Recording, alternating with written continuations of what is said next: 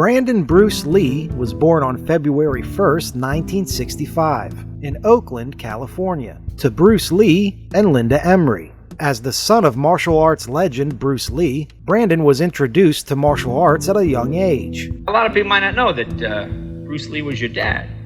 My whole life long, yeah. Whole life long? Yeah, that would make sense. So how old were you when you started doing martial arts? Did you start... My dad started me as soon as I could walk. We have home movies and stuff. I'm about 1.5. Yeah? Or something like that. It was kind of just a part of the household when I was growing up. Despite the shadow of his father's fame, Brandon was determined to carve out his own path. Brandon's career started in the early 1980s. His debut role in Kung Fu, the movie, 1986, showcased his martial arts skills and opened the door for more action roles. My father was originally considered for the role of Kane in Kung Fu. And the role did not, in fact, go to him. It went to David Carradine. And now 15 years later, him playing Carradine's son in the same feature, which may again become a series. It's a very interesting way of happening. Films like Legacy of Rage, Laser Mission, and 1991's Showdown in Little Tokyo highlighted his talent and potential. He was more than just Bruce Lee's son. He was a skilled actor and martial artist in his own right. I feel that I've gotten opportunities that I probably would not have gotten, or at least in a different fashion would have gotten, were I not his son. And I'm very grateful for that, But as far as following his footsteps go, if one means by that, would I like to achieve the same level of excellence that he did?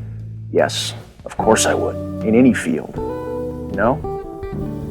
But does it mean that I want to imitate him in any way, shape, or form? No, because imitation is, it's pale, It's not good. And besides which, we're just different people. I mean, we grew up under very different circumstances and in different countries, speaking different languages, reading different books, dating different women, and doing everything differently. So, that's how I feel about it. By the early 1990s, Brandon was ready for a role that would elevate him to stardom. That opportunity came with The Crow, a dark, gothic film based on James O. Barr's graphic novel. Brandon was cast as Eric Draven, a musician brought back from the dead to avenge his and his fiance's murder. The role demanded both physical prowess and emotional depth. It's funny. Little things used to mean so much to Shelley. I used to think they were kind of trivial. Believe me, nothing is trivial.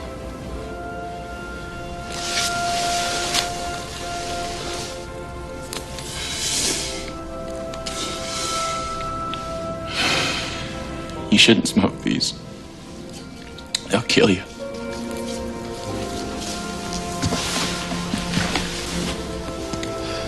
Are we gonna vanish into thin air again? I thought I'd use your front door.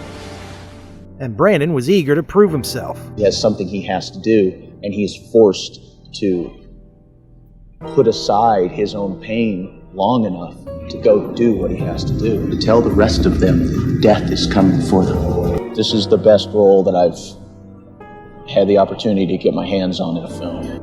For Brandon, this was a chance to showcase his acting range and step into a role that would define his career. The production of The Crow began in early 1993. Directed by Alex Proyas, the set was designed to reflect a gothic, rain-soaked urban landscape, adding to the film's eerie ambience. Despite the excitement surrounding the project, the production faced numerous challenges, including budget constraints and technical difficulties. Yet Brandon stayed dedicated to the film. He immersed himself in the role of Eric Draven.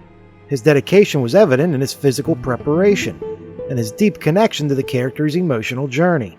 Colleagues noted his professionalism and believed his performance would be transformative. However, the film's production issues would come to catch up to even Brandon himself. You want to explain it that you, in fact, are not the Crow, but the character of the Crow is different from who you are in the... No, in fact, I am undead. Yeah. And I frequently go on killing rampages. And watch, I'll put this cigarette out on my chin and it won't even hurt me. So, I mean, this is a behind the things. We're not going to go too much into what the film is actually about. Thank God. Like, the elements of the film, like, it's your character, it's Eric, right? He's kind of has a dark side, but he's also a musician. You want to talk about that? Well, the interesting thing about this character to me is that you're dealing with a guy who's literally been pushed to the limits of his own sanity, you know. And I think that something of the persona of the Crow that he takes on, he does because he himself can't necessarily deal with what's happening. And by creating this persona, he creates someone who can deal with what's going on. So, tell me about the comic book aspects. Have you ever read the comic book before? What came first? You're reading the script or you're reading the comic book? I read the script first, but the comic book is wonderful. It's out in a graphic novel edition right now. There's 3 graphic novels, contains all 6 issues of the comic book, and it's a very pure work. The writer's been out on the set a lot, and I've gotten a chance to meet him. You wouldn't necessarily bring him home to dinner with your mother, and I think he'd like me to say that about him. But it really is a very pure work. It came from some experiences of his own. And an interesting thing that I like about it is it's essentially a story about a man and a woman who are victims of a terrible crime. And the man gets a chance to come back to try and seek justice, which is something that you just read the news or look around and often does not happen. And it's very satisfying in that way. Right now, what's going on in the film with the scenes that we're filming today? And if you sort of describe where it comes in the film and what it means? Well, it means I'm wearing a bulletproof vest right now. And I just got shot 20 times. And I've worn squibs before, and I've gotten shot before, but I must say I have never been shot 20 times at once before, which is an experience I think everyone should have. Is it an acting challenge that you would recommend for every actor? It's an NAR day. It's a definite no acting required day when you get shot 20 times. The reactions come pretty naturally? Yeah, Alex Proyas should actually come out for you because he does the Proyas shuffle the best, which is the, when you get shot 20 times. On March 31st, 1993, during the filming of a pivotal scene, Brandon was supposed to be shot with a prop gun. Tragically, a dummy round had lodged in the barrel, and when the gun was fired, the force expelled the round, striking Brandon in the abdomen. He was immediately rushed to the hospital, but despite extensive efforts, he succumbed to his injuries. When he came through the door with the grocery bag, they do the shot, and then he drops down, and everybody waits for him to get up, and he didn't get up. He just stayed there. He just didn't move. And somebody says, I think he's really hurt. And call a medic. The medic came, and he's been shot. Brandon's death sent shockwaves through Hollywood. The film industry and fans were in mourning, and the incident sparked a widespread call for accountability and answers. The immediate focus was on understanding how such a tragic accident could have occurred. And I've never talked about this on camera, and it was shooting of The Crow, and Brandon died during it.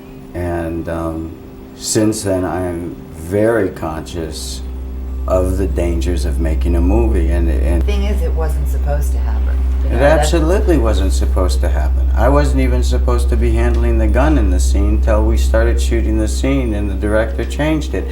Down in the trailer, getting a rig that I had rigged for Brandon to wear, where a knife is thrown at him when he comes through the door, and I built a harness.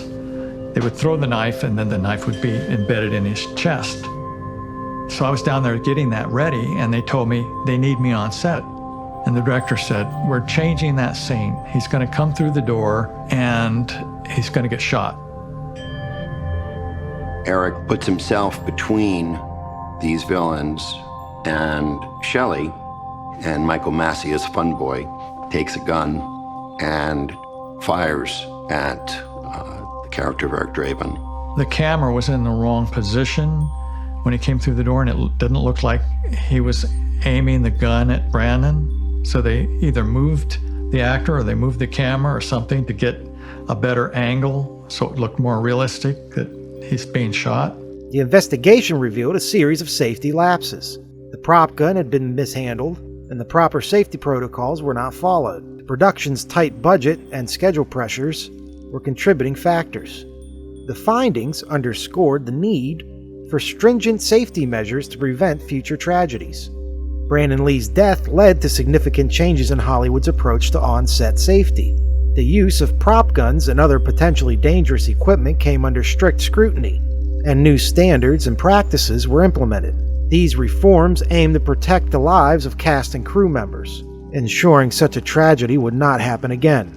And it is a dangerous proposition. We throw ourselves out there with, at least me, with very little regard for my body when I'm doing it, and you're using different props that can be really dangerous, especially if they're not treated well. I mean, what happened to Brandon was a tragic accident, and it's something that I'm gonna live with. It's taken me, took me the time it took to be able to not so much put it in perspective, but to be able to move on with my life. And I never felt the need or the obligation to talk to anybody about it other than his fiancée at the time and his mother, who I called. And then I had to do like we all do. We all have experienced tragedies in our lives, and we all find our way through them to get to the other side to be able to go on, because if not, you wouldn't be able to go on with life. And that's what I had to do with this experience. And as I said, it's very personal, and it's something that I want to make sure when I work that it's never repeated, and therefore I'm very conscious of the possibilities of things going awry on a set, and I'm very, very safety conscious.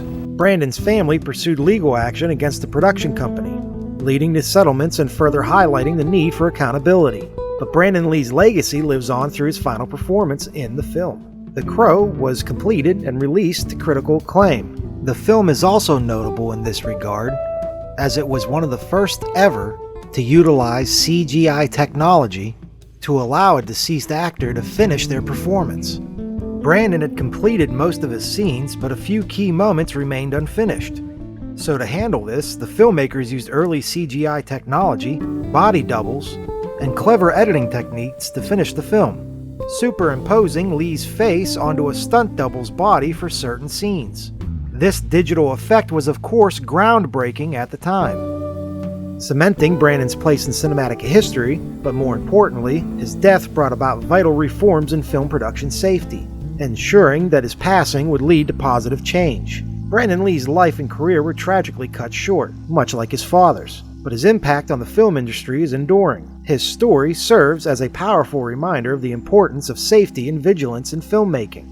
Because we do not know when we will die, we get to think of life as an inexhaustible well. And yet everything happens only a certain number of times, and a very small number, really.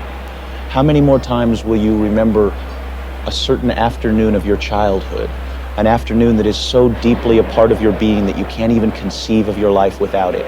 Perhaps 4 or 5 times more, perhaps not even that. How many more times will you watch the full moon rise? Perhaps 20, and yet it all seems limitless.